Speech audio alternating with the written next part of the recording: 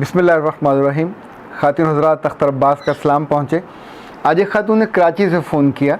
ان کی عمر 50 سال سے زیادہ تھی، بہت محبت سے بات کر رہی تھی اور اچانک ان کی آواز میں ٹوٹ پھوٹ کا جو آثار تھے وہ آئے اور انہوں نے کہا کہ آپ جانتے ہیں میں مریض ہوں اور میں غریب بھی ہوں اور میرا دل بھی میرے قابو میں نہیں ہے، اس لیے کہ میرا میاں مجھ سے بے وفائی کر رہا ہے۔ تو میں نے ان سے پوچھا کہ آپ کا میاں کیا آپ کا ہم عمر ہے؟ تو کہنے لگی نہیں، مجھ سے کافی زیادہ ہے، تو 60 سال کا ہوگا، 60 سے زیادہ ہوگا۔ تو اس کے دوسری عورتوں سے تعلقات ہیں، وہ ان پہ خرچ کرتا ہے اور ہم روز بروز غریب ہوتے جا رہے ہیں۔ اچھا، جب وہ یہ ساری باتیں کر رہی تھیں تو ایٹ اے ٹائم دو چیزیں میرے ذہن میں آئیں۔ پہلے تو میں نے ان سے کہا کہ بی بی اس وقت تو اس عمر میں ویسے ہی دانے ختم ہو جاتے ہیں، تو کیا ایسا ممکن نہیں ہے کہ آپ اپنے میاں کے بارے میں تھوڑا خوش گمان ہوں؟ انہوں نے اس پہ کہا کہ نہیں، آپ سمجھتے نہیں ہیں، جو عورت ہے یہ زیادہ سمجھتی ہے، اور ایک تو میں غریب ہوں اور اوپر سے میں مریض ہوں اور تیسرا میرے پاس پیسے نہیں ہیں اور آپ مجھے اس طرح کی باتیں سمجھا رہے ہیں۔ تو میں نے اس سے ایک ایسی بات کہی جو وہ توقع نہیں کر رہی تھی۔ میں نے ان سے کہا کہ ایک دفعہ حضرت موسیٰ مدین گئے اور وہاں جا کے بیمار ہو گئے، تو انہوں نے اللہ سے جو دعا کی وہ اس میں 3 لفظ آئے۔ انہوں نے کہا اے اللہ میں مریض ہوں، اور اے اللہ میں غریب ہوں، غریب الدیار بھی ہوں اور میرے پاس پیسے بھی نہیں ہیں۔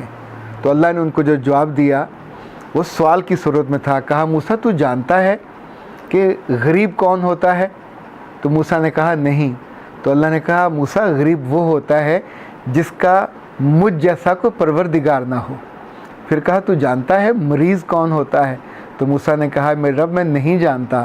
تو کہا مریض وہ ہوتا ہے جس کا مجھ جیسا کوئی طبیب نہ ہو۔ پھر تیسرا سوال کیا کہ تو جانتا ہے کہ اس کے پاس رزق کم ہوتا ہے اور پیسے کم ہوتے ہیں؟ تو موسیٰ نے پھر انکار کیا۔ تو پھر رب نے کہا کہ تو کیا جانے، جس کے پاس رزق کم ہو، جس کے پاس پیسہ کم ہو اور جس کے پاس مجھ جیسا دینے والا نہ ہو، وہ پیسے کم والا ہوتا ہے، اور تیرے پاس تو تینوں صورتوں میں تو اس کیٹیگری پہ پورا نہیں اترتا۔ خاتون حضرات، اگر کبھی ایک لمحے کو ہم رک کے سوچیں کہ جو ہم شکوے کر رہے ہوتے ہیں، جو ہم شکایت کر رہے ہوتے ہیں، انفیکٹ اس میں وزن کتنا ہے، ان میں دم کتنا ہے۔ جب میں اس خاتون کو یہ بات بتا رہا تھا تو میں نے انہیں بتایا کہ آپ نے شاید کبھی مولانا روم کا نام سنا ہو، مثنوی اور داستان کبیر ان کی بڑی مشہور کتابیں ہیں۔ یہ وہ شاندار آدمی ہیں کہ یونیسکو نے، جو اقوام متحدہ کا ادارہ ہے، اس نے 2007 کا پورا سال ان کی یاد میں منایا۔ انہیں مشرق میں بڑے علماء میں سے اور بڑے دانشوروں میں سے مانا جاتا ہے۔ یہ 1707 میں پیدا ہوئے اور 1773 میں کونیا میں، یعنی جو ترکی کا شہر ہے، وہاں یہ دفن ہے۔ ان کے علم کا یہ عالم ہے، ان سے محبت کا یہ عالم ہے کہ ان کے فوت ہونے کے اتنے 100 سال بعد بھی لوگ ان کے پاس جاتے ہیں۔ جو بھی ترکی جاتا ہے وہ کونیا ضرور جاتا ہے، جا کے ان کی قبر پہ فاتحہ پڑھتا ہے۔ یہ خاص بات کہا کرتے تھے۔ اور دیکھیں، انسان زندہ تب رہتا ہے جب کوئی خاص کام کرتا ہے، جب خاص بات کرتا ہے۔ گلے شکوے کرنے والے تو سب قبروں میں جا کے سو جاتے ہیں اور لوگ ان پہ مٹی چڑھانے بھی نہیں جاتے۔ یہ جتنے لوگ زندگی کی عام سی باتوں کی شکایتیں کرتے رہتے ہیں، یہ کبھی یاد نہیں رکھے جاتے۔ مولانا روم نے کہا کہ صبر، حکمت اور علم، یہ 3 چیزیں ایسی ہیں کہ جس کو سوائے پیار کے، سوائے محبت کے، سوائے توجہ کے کبھی حاصل نہیں کیا جاتا۔ پھر اسی مولانا روم نے ایک اور بات بڑی خوبصورت کہی۔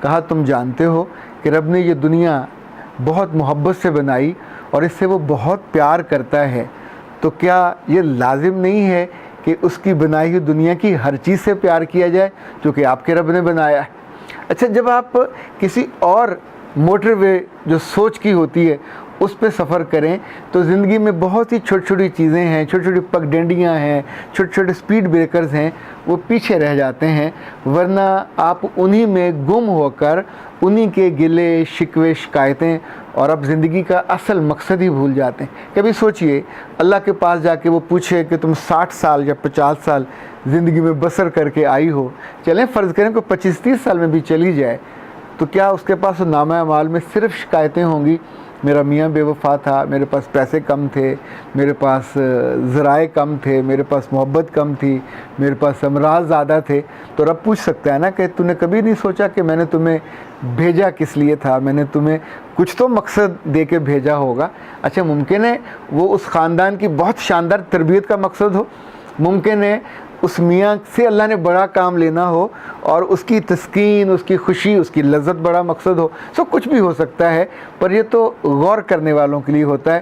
جو غور نہ کریں وہ یقین مانیں ساری عمر، اب دیکھیں 50 سال میں بھی اگر آپ اس حالت میں ہوں کہ 50 سال میں سے ظاہر ہے اس میں 25-30 سال تو آپ نے اس میاں کے ساتھ گزارے ہوں گے، آپ اس اتنی بڑی عمر میں اس پہ یہ اعتماد بھی نہیں پیدا کر پائے، اس کے کریکٹر کے بارے میں بھی نہیں جان پائے، اس کے فزیکلی قوت کے بارے میں بھی نہیں جان پائے کہ وہ کیا کر سکتا ہے کیا نہیں کر سکتا۔ بہت ممکن ہے وہ کسی کو ہیلپ آؤٹ کر رہا ہو، بہت ممکن ہے کم عمر کو بچی ہو، لاوارث ہو، اس کے ساتھ اس کی کوئی مدد کر رہا، آئی ڈونٹ نو، میں اس کی سپورٹ نہیں کر رہا، پر جب آپ اس عمر میں اللہ اللہ کرنے کی بجائے اپنے میاں کی ٹو لگاؤ گے، جاسوسی کرو گے، تو پھر مریض بننے سے تو آپ کو کوئی نہیں روک سکتا۔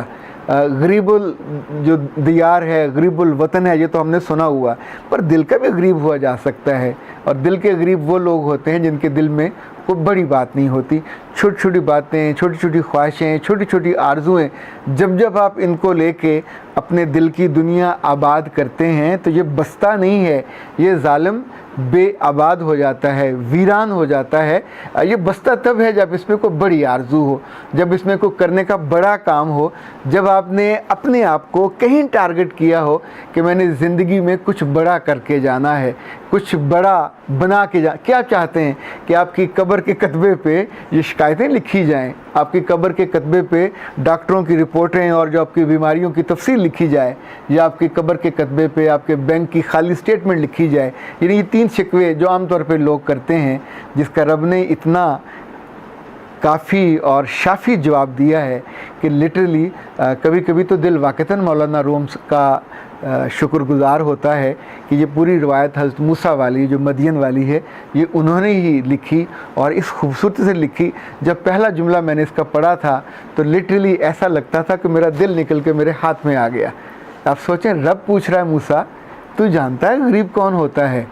غریب وہ ہوتا ہے جس کا مجھ جیسا رب نہ ہو، اور میں اور آپ وہ خوش بخت ہیں کہ جن کی زندگیوں میں وہ رب ہے جو ابھی اس مہینے میں، تو آپ سوچیں ایک رات کی عبادت پہ آپ کو 1000 راتوں کا اجر دے دیتا ہے، جو ایک لفظ پڑھنے پہ کتنا کچھ دے دیتا ہے، جو آپ کا تھوڑا سا خرچ کرنے پہ آپ کے اجر کی بالٹیاں بھر دیتا ہے۔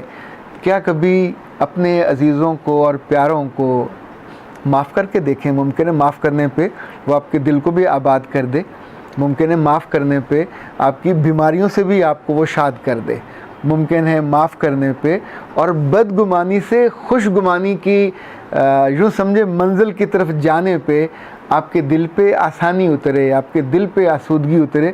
ورنہ آپ سوچئے، حضرت عمر کہا کرتے تھے کہ جو ٹوہ لگاؤ گے تو ٹوہ لگانا اصل میں اگلے کو اور اب جرم میں مبتلا کر دیتے ہیں، اور انہوں نے کسی ایک فرد کے گھر کی ٹوہ لگانے کی کوشش کی تھی کہ اندر کوئی جرم کر رہا ہوگا، شراب پی رہا ہوگا یا کوئی اور جرم کر رہا ہوگا، تو اس نے جب پکڑا گیا، دیوار پھاند کے گئے، تو انہوں نے کہا اس آدمی نے کہ میں نے تو یہ کیا، آپ نے تو زیادہ جرم کیا، آپ نے تو ٹو بھی لگائی جو آپ کو نہیں لگانی چاہیے تھی، آپ نے میری پرائیویسی کی طرف بھی آئے جو آپ کو نہیں کرنا چاہیے تھا۔